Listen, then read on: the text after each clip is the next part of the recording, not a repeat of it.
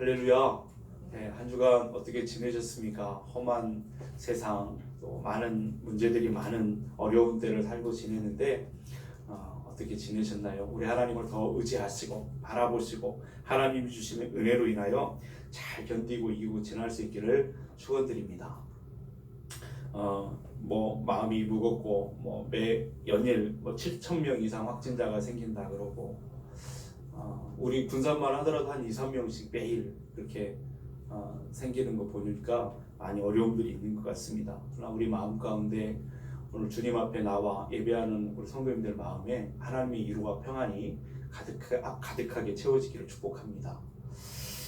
교회에서는 더 방역에 더 주의를 기울이고 그렇게 하겠습니다. 서로 인사 나누실 때도 이렇게 서로 배려하고 또 인사하고 이렇게 목례하고 이렇게 주먹 인사도 하시고 그렇게 하셨으면 좋겠습니다. 지난 그 수요일에 저는 어머니가 추도일이었습니다. 어머니 추도일 9년 되셨죠. 하나님 품에 안 계신 지가 지난 수요일이 그날이었는데 가만히 그러면서 어머니를 생각하고 이제 한 시간을 보냈습니다. 근데 그때 생생하게 떠오르는 그 어머니의 모습, 어머니의 음성이 바로 눈앞에 있는 것처럼, 바로 제 앞에 있는 것처럼 들려지고 보여지는 이렇게 그런 것들이 있었어요. 그러면서 가장 많이 기억되는 것은 참 온유하신 분이셨거든요, 어머님은. 근데 생생하게 들려지는 음성이 뭐냐면 막둥아 밥 먹으라 그런 거예요. 막둥아 밥 먹으라. 아침에 좀 더 자고 싶은데 아이고 일어나 밥 먹고 자라. 그 말이에요. 어머니는 밥이 굉장히 중요하셨던 모양이에요. 늘 어디 나갔다 오면은 밥을 챙겨주셨어요.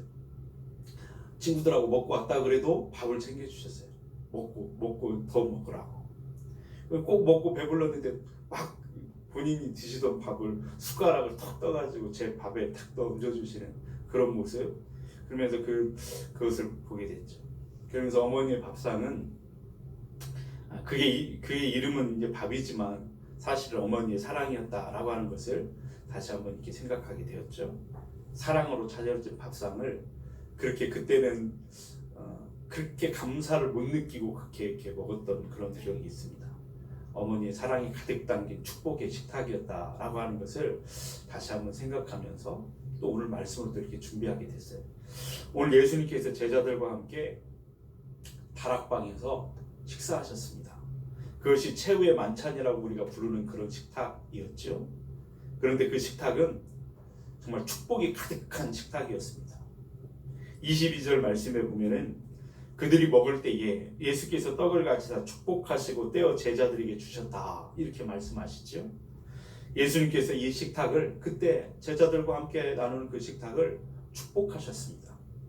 정말로 그 식탁이야말로 최고의 축복의 식탁이었다라고 하는 것을 우리가 말씀을 통해서 다시 한번 보게 되는데 그 식사는 단순한 식사가 아니었습니다. 예수님께서 직접 집례하셨던 기독교 최초의 성찬 예식이 바로 그날 그 밤에 일어났던 것을 보게 됐죠. 우리가 아는 것처럼 우리 기독교에는 아주 그 중요한 거룩한 예식 두 가지가 있습니다.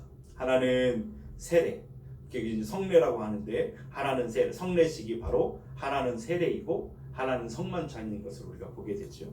세례는 무엇입니까? 어떤 사람이 이제 자기의 죄를 깊이 깨닫고 하나님 앞에서 그 죄를 회개하고 또 예수님의 보혈로 씻김을 받고 내가 이제 하나님의 자녀가 되었다라고 하는 그 표시로 거듭남을 밝히는 그런 예식이 바로 세례입니다. 세례. 그래서 제 가운데 살던 과거의 나는 이제 죽었다라고 고백하는 것이고 새로운 나, 새로운 피조물로 다시 태어나서 하나님의 자녀로 살아가게 되는 것을 인증하면서 우리가 행하는 예식이 거룩한 예식이 세례 예식이다라고 하는 것을 우리가 잘 알고 있습니다. 또 하나는 뭐냐면 기독교의 또 하나의 성례는 성만찬 예식입니다. 이 성만찬 예식 속에는 우리 기독교 복음의 가장 핵심적인 가장 중요한 것들이 거기에 다 녹아져 있는 것을 보게 되죠. 오늘 그 예수님과 제자들이 나눈 여기 식사 그것이 이제 성만찬 예식으로 바뀌어지게 되는데 본래는 이것이 유월절 식사였습니다. 유월절 식사. 오래전에 그들의 조상이 애굽의 노예로 살던 때에 하나님께서 그들을 불쌍히 여기셔서 모세를 통해서 그들을 건져주신 그것을 이제 회상하고 감사하면서 이제 식사를 나누는데 유월절 식사, 그것이 유월절 식사였잖아요.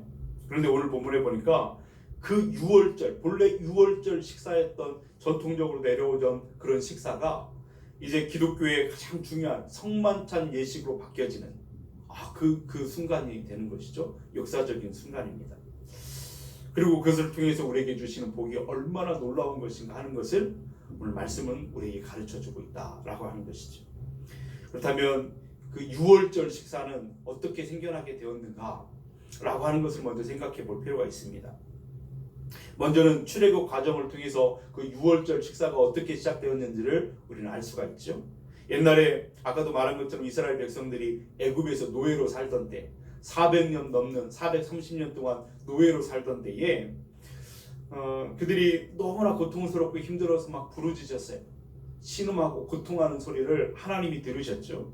그래서 모세와 아론을 하나님이 택하시고 보내셨습니다. 그리고 바로왕 앞에서 내 백성을 보내라, 그런 하나님의 말씀을 전하라고 그렇게 하셨잖아요. 모세와 아론이 가서 그렇게 했지만 바로와 그 애굽 사람들은 하나님의 말씀을 거절했습니다. 하나님의 말씀을 따르지 않았습니다.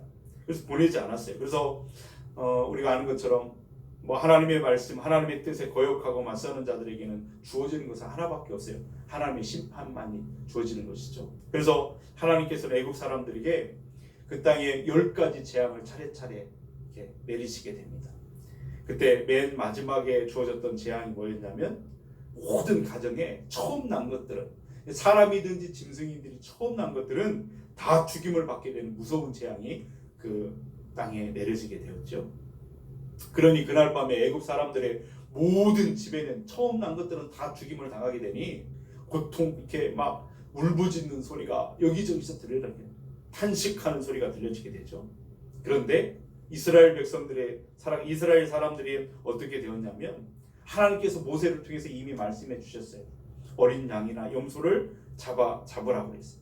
어린 양이나 염소를 잡아서 그 고기는 먹고 그 피를 받아서 그 집 문설주와 임방에 바르라고 했습니다. 그리고 애굽을 떠날 준비를 하라고, 그리고 집안의 가족들이 다 모여 있으라고 그렇게 말씀해 주셨죠. 그래서 그 말씀을 들은 백성들은 그 말씀에 순종해서 그렇게 했어요.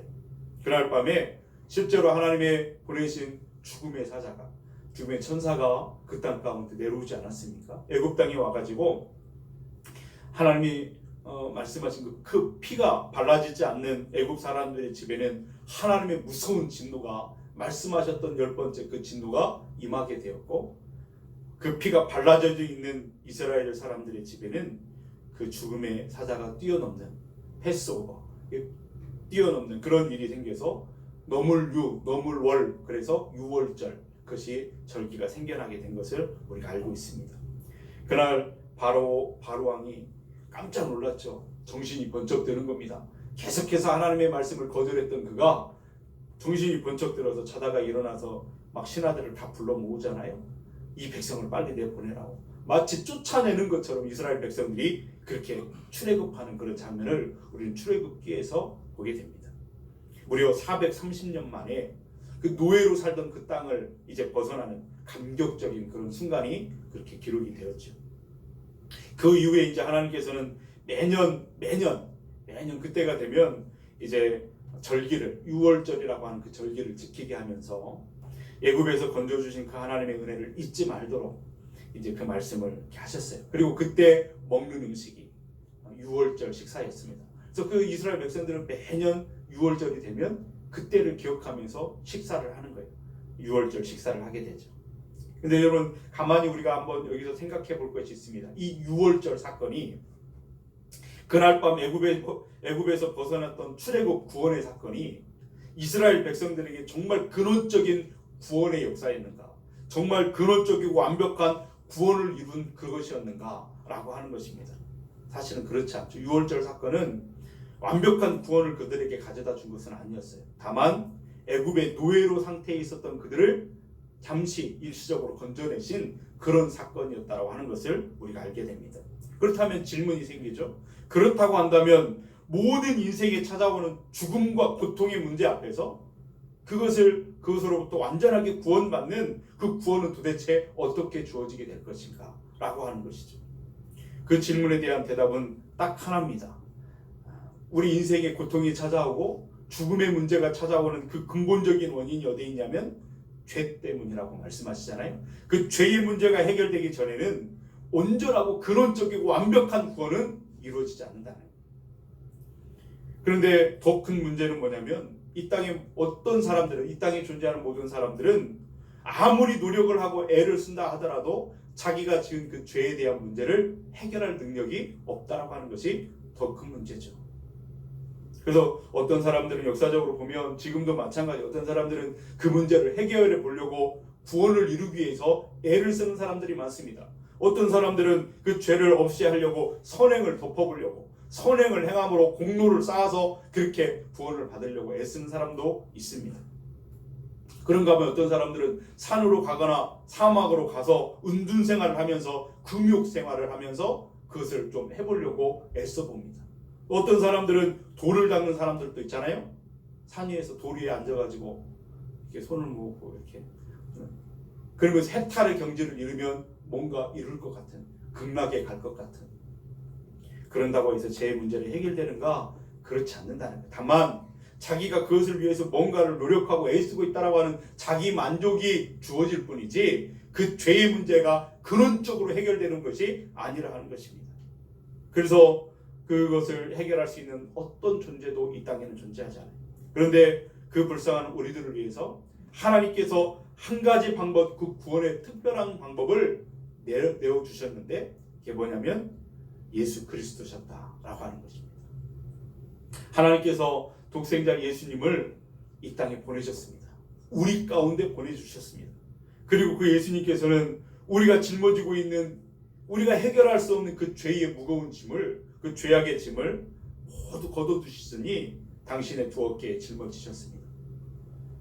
그래서 세례 요한은 예수님을 가리켜서 예수님을 그렇게 선포하셨죠. 보라, 세상 죄를 지고 가는 하나님의 어린 양이로다. 그리고 그 예수님은 그 짊어지셨던 그 죄악의 짐을 짊어지고 우리가 매달려야 되는, 마땅히 매달려 죽어야 되는 그 십자가에 대신 달려 죽음을 맞으셨습니다. 채찍에 맞아서 온몸은 살이 터져지고 가시 면류관을 머리에 쓰고 그 얼굴은 피로 물드셨고 손과 발은 큰 대못이 박히더니 살이 다 찢어졌습니다. 옆구리에 창을 맞으시고 물과 피를 다 쏟아주셨죠.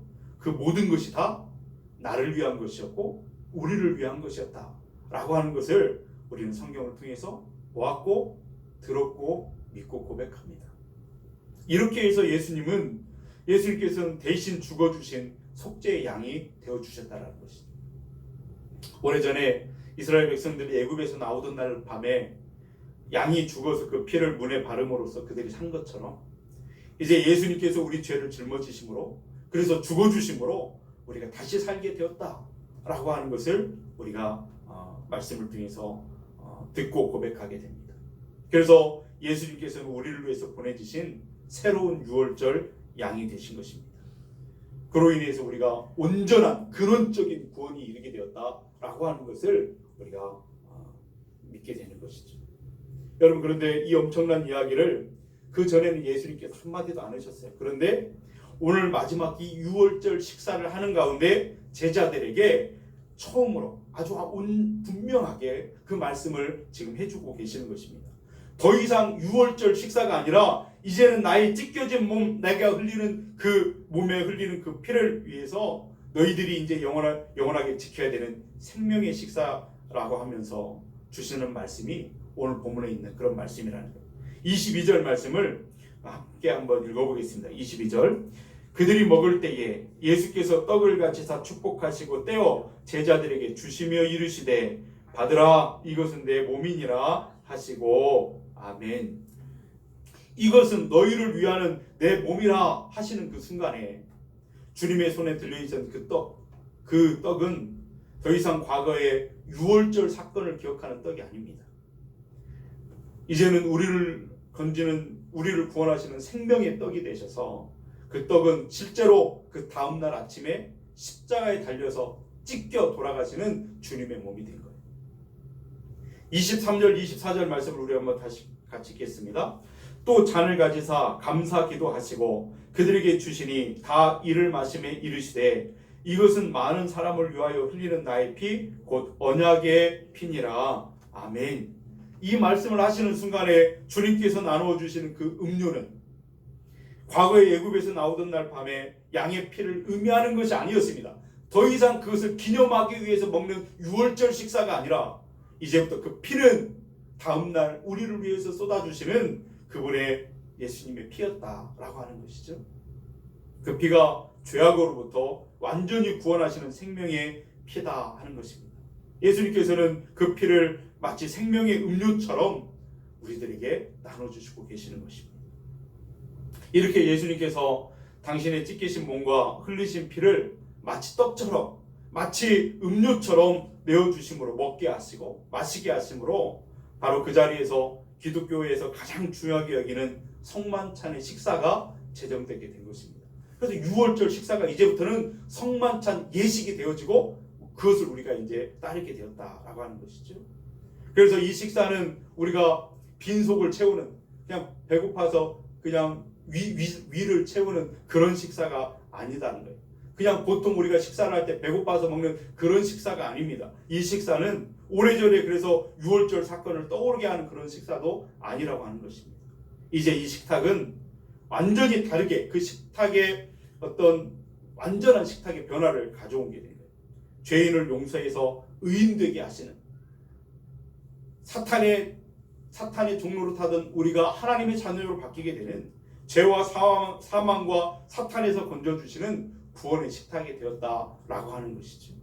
죽음의 권세 아래 그렇게 놓여 있었던 우리가 영원한 생명으로 그 우리를 옮겨주시는 생명의 식탁이었다라고 하는 것입니다.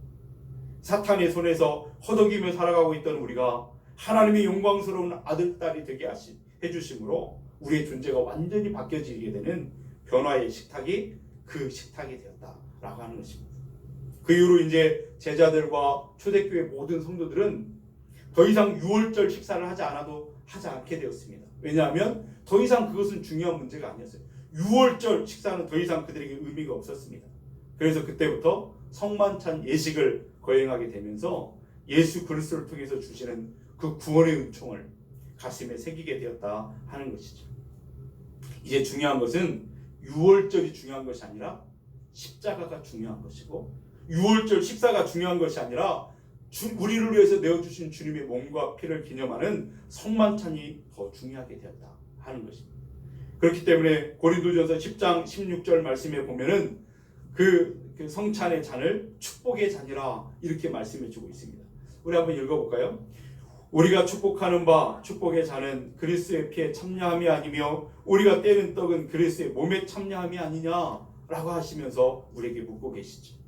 성만찬은 축복의 떡과 축복의 잔으로 이루어지는 정말 놀라운 식탁, 하나님의 사랑이 거기에 가득 담겨서 우리에게 먹게 하시고 마시게 하시는 축복의 식탁이었음을 우리가 보게 됩니다.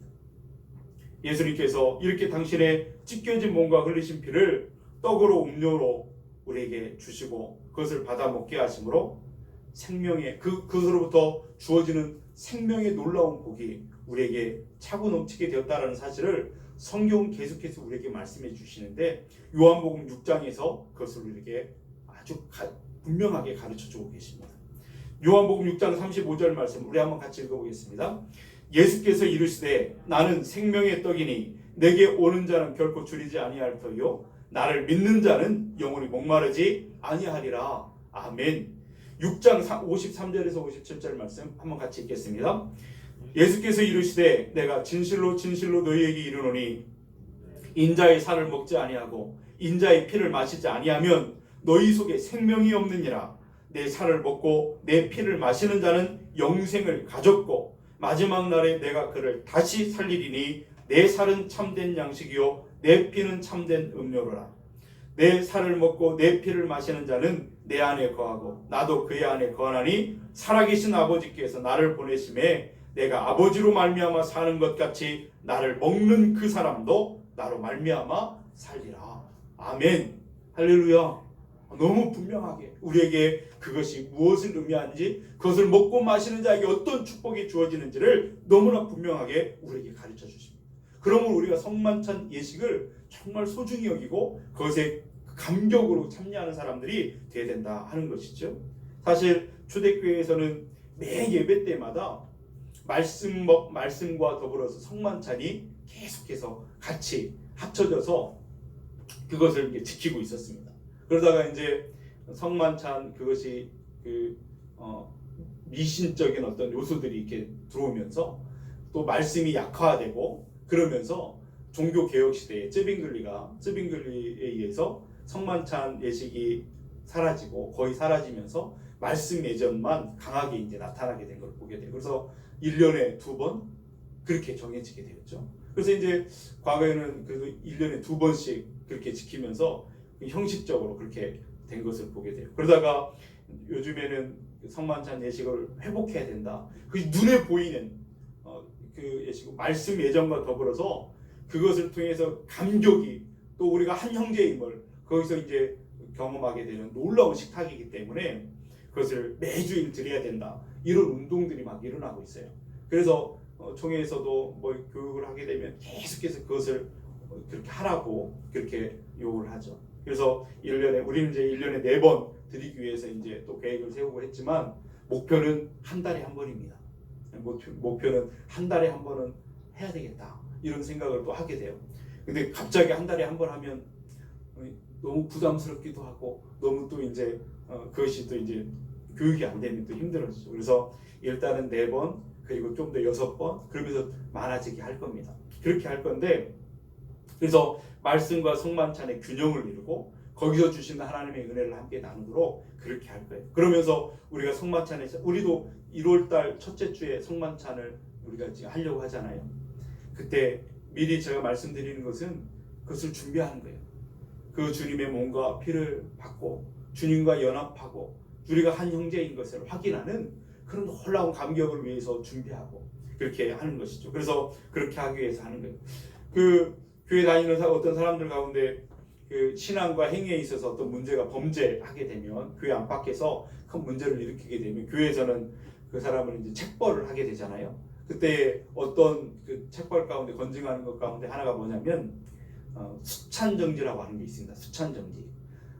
당신은 앞으로 6개월간, 앞으로 1년간 또는 5년간 성만찬에 참여하지 못합니다. 이런 것을 갖게 돼요.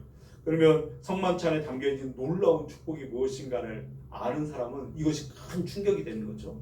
너무나 이게 큰 거예요. 근데 그것을 가볍게 여기는 사람은 뭐 안 먹어도 괜찮아 이렇게 된다면 거기에 담겨있는 놀라운 은혜를 모르는 사람이죠. 우리는 그것이 얼마나 중요한 건가 하는 것을 우리가 깨닫고 참여하고, 말씀 가운데 예배를 드리고 너무 중요하지만 그것을 거룩하게 우리가 지키고 거기에 담겨있는 복을 누리는 것은 너무 중요한 문제다 하는 것입니다. 나를 위해서 그 몸을 찢으시고 피를 흘려주신 그것을 우리가 믿음으로 참여할 때에 그 고귀하신 하나님이 베푸신 그 놀라우신 은혜가 감격으로 다가오고 그분과 동행하는 삶을 살게 되는 그런 축복이 있는 거예요. 그러니까 주님이 내 안에 오셔서 나와 동행하는 것을 경험하게 되는 그런 것이 되는 것이죠. 그래서 이제 그 총회에서 이번에 그 총회 헌법이 바뀌어지게 됐어요. 세례를 어떻게 주느냐. 전에는 과거에는 어떻게 줬냐면 2살 미만의 아이들에게만 유아 세례를 주게 됐잖아요. 그리고 이제 2살 이상이 되면 이제 세례를 받고 싶어도 세례를 못 받아요. 15살 때까지는. 2살 이하의 아이들에게는 부모 가운데 한 사람이 세례를 받고 신앙생활을 하는 사람이면 내가 이 아이를 부모의 신앙 고백을 통해서 믿음의 아이로 키우겠습니다라는 고백을 받고 그렇게 세례를 주는 거죠. 근데 이제 3살 이상이 되면 이제 그렇게 하지 않고 15살, 만 15살 이상 된 아이들에게 입교나 세례를 주게 된단 말이에요. 근데 이제는 어떻게 바뀌었냐면 전 세대에 걸쳐서 세례를 주도록 그렇게 됐습니다. 세례를 줘야 성만찬에 참여하게 되잖아요. 그래서 만 이제 그 6세, 만 6세 이하의 어린이들한테는 유아 세례를 주도록 했어요. 그리고 7세부터 이제 12세까지 아동 세례를 주도록 했습니다. 아동 세례. 그리고 12세 이상 13세부터는 이제 입교 세례 다 주도록 그렇게 이야기를 이제 바뀌게 됐죠. 그러니까 전 세대에 걸쳐서 세례를 받게 되었다라고 하는 거예요. 혹시 우리 가운데도 이제 1월 달에 우리가 세례와 성만찬을 하게 되는데 세례를 받으시지 않은 분들이 있다면 꼭 이렇게 독려하셔서 세례를 받도록 하시는 것이 좋겠습니다. 그래서 함께 그 은혜를 누리도록 그 성만찬은 세례를 받은 사람만이 예수님이 나를 위해서 그 몸을 찢으시고 피를 흘리셨다는 것을 믿고 고백하는 사람만이 성만찬에 참여할 수 있어요. 그 의미를 알지 못하고 먹고 마시는 것은 죄가 되기 때문에 그래서 세례를 받고 하는 것을 보게 되는데 그것이 굉장히 중요합니다. 그래서 함께 다 세례를 받을 수 있도록 그렇게 하시는 게 좋겠습니다. 우리가 음식을 먹으면 어떻게 돼요? 우리가 입을 벌리고 음식을 딱 먹게 되면 음식이 식도를 타고 쭉 우리 위로 내려가잖아요. 거기 이렇게 머물다가 그것이 이제 우리 안에서 소화가 되고 그 영양분이 우리의 몸에 퍼지면서 우리의 살과 피를 이루고 우리 일부가 되는 거잖아요. 그렇죠? 음식을 먹으면 우리 눈에 보이지 않지만 우리 속에서 일어나는 일들이죠. 마찬가지로 예수님을 뜻하는 그 떡과 그 잔을 우리가 먹고 마실 때에 우리 식도를 타고 우리 위에 딱 들어올 때 우리 주님이 우리 안에 임재하시는 거예요. 우리 안에 강하게 임재하시고 우리를 사로잡아 주시고 우리와 함께 이제 그분과 함께 동행하고 그분과 함께 삶을 살아가는 그 은혜를 누리게 된다라고 하는 것을 감격적으로 맞이하게 되는 그런 것들을 보게 됩니다. 그리고 그 음식을 우리가 어떤 음식을 우리가 식탁에서 그냥 잘 차려진 음식을 잘 먹었어요. 배부르게 잘 먹었어요. 맛있는 음식을. 그러면 사람들의 마음은 어떻죠? 마음이 배불러지면은 행복하잖아요. 기쁘고 그냥 평안하고 그렇잖아요. 배고프면 뭔가가 뭐 짜증이 나고 힘들고 그런데 맛있는 음식을 잘 먹었으면 포만감이 있을 뿐만 아니라 기쁨이 있는 것처럼 예수님을 먹고 마시는 사람 안에는 무엇이 있냐면 주님만이 주실 수 있는 기쁨이 그 안에 충만하게 된다 하는 것입니다. 그래서 배부른 사람이 맛있는 음식을 먹고 배부른 사람이 딱 나오면서 길거리에 있는 음식들에 기웃거리지도 않고 관심도 없는 것처럼 주님으로 기쁨을 찾은 사람은 세상의 것에 집착하지 않게 되는 거예요. 세상의 욕망의 떡에 욕망의 잔에 기웃거리지 않고 그것에 찾으려고 애쓰지 않아도 괜찮아요. 왜냐하면 만족이 있기 때문에 기쁨이 있기 때문에 세상의 것을 바라보지 않고 우리 주님과 행복한 동행을 이루는 삶이 된다는 것입니다. 예수님께서 그 사실을 25절에서 이렇게 표현하고 계시는데 25절 함께 읽겠습니다. 진실로 너희에게 이르노니 내가 포도나무에서 난 것을 하나님 나라에서 새 것으로 마시는 날까지 다시 마시지 아니하리라 하시니라. 아멘. 이 땅에서 이게 생겨난 포도나무 열매 거기에서 만든 포도주 그리고 이 땅에서 이제 도달한 곡식으로 만든 떡 이제 그것을 이 세상에 있는 것 나는 더 이상 먹지 않는다. 왜 그럴까요? 예수님이 이제 십자가에서 죽으시고 부활하시고 승천하셔서 이제 어디에서 가시냐면 하늘나라의 그 만찬에 참여하게 되실 것입니다. 그러니까 이 땅의 것을 더 이상 드실 필요가 없는 것이죠. 이것을 우리에게 적용해 본다면 그런 겁니다.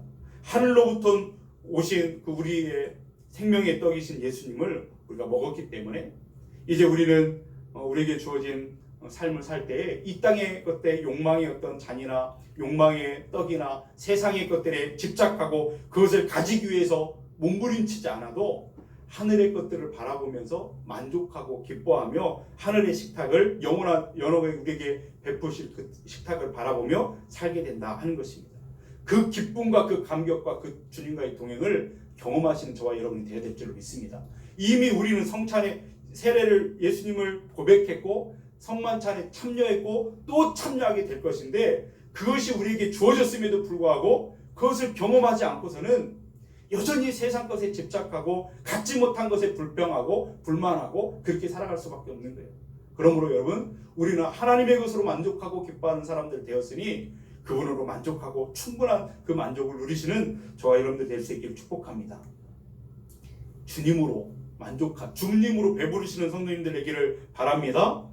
주님으로 인해서 여러분의 영혼이 있었던 그 갈증이 해소되어지고 시원함을 느끼는 저와 여러분들의 심령이 될 수 있기를 축복합니다. 말씀을 정리해야 되는데 한 가지 더 우리가 생각해 볼 것은 뭐냐면 떡을 떼실 때 예수님께서 축복하셨잖아요. 근데 잔을 나누실 때는 어떻게 하냐면 감사 기도를 드리셨습니다. 23절 말씀을 한번 보세요. 거기 보니까 또 잔을 가지사 감사 기도하시고 그들에게 주시니 다 이를 마셨다. 이렇게 말씀하시죠.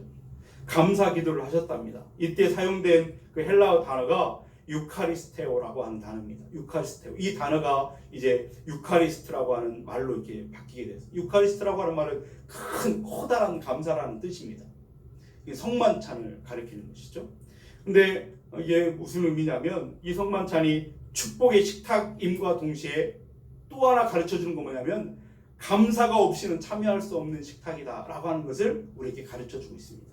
그래서 우리가 이 식탁에 대해서 왜 감사해야 되는가 라고 하는 것, 이건 너무나 당연하고 마땅한 일이잖아요. 왜냐하면 주님이 축복하신 그 식탁에 우리가 초청받아 거기에 있다라고 하는 것이 감사한 일이고, 그죠? 그리고 나에게 주시는 영원한 생명과 구원의 은혜를 우리가 그것을 먹고 마심으로 누리게 되니 그것이 또 감사하고, 십자가를 바라볼 때마다 우리는 감사하고 감사할 수밖에 없는 것 마땅하고 당연합니다. 그런데 문제는 이상한 게 뭐냐면 예수님께서 감사 기도를 드리셨다는 거예요. 예수님은 지금 이제 그 잔을 주시며 감사 기도를 드리시는데 조금만 있으면 바로 이제 겟세마네에 갈 것이고 붙잡히게 될 겁니다.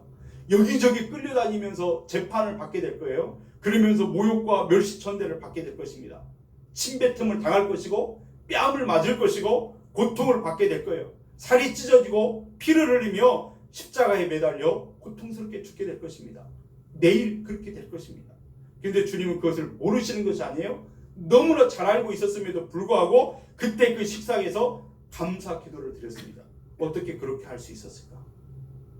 우리가 드리는 감사는 마땅하고 당연한데 주님은 그 다음날 그렇게 될 것을 아는데 살떨이는 그 공포와 두려움 가운데 있을 때 주님이 드린 그 감사는 우리가 지금 드리는 감사하고는 좀 다른 감사였음을 보게 돼요. 예수님이 드리신 그 감사는 무슨 사랑을 받고 무슨 선물을 받아서 하는 감사가 아니었습니다. 우리는 뭘 받았기 때문에, 생명을 받았기 때문에 드리는 감사였잖아요. 근데 그분은 무엇을 받았기 때문에 드리는 감사가 아니라 죽어 마땅한 우리들을 구원할 수 있음에 대한 감사였습니다. 죽어 마땅한 우리들, 방법이 없는 그들을 위해서 내 몸을 찢어줄 수 있음에 감사하는 감사였어요.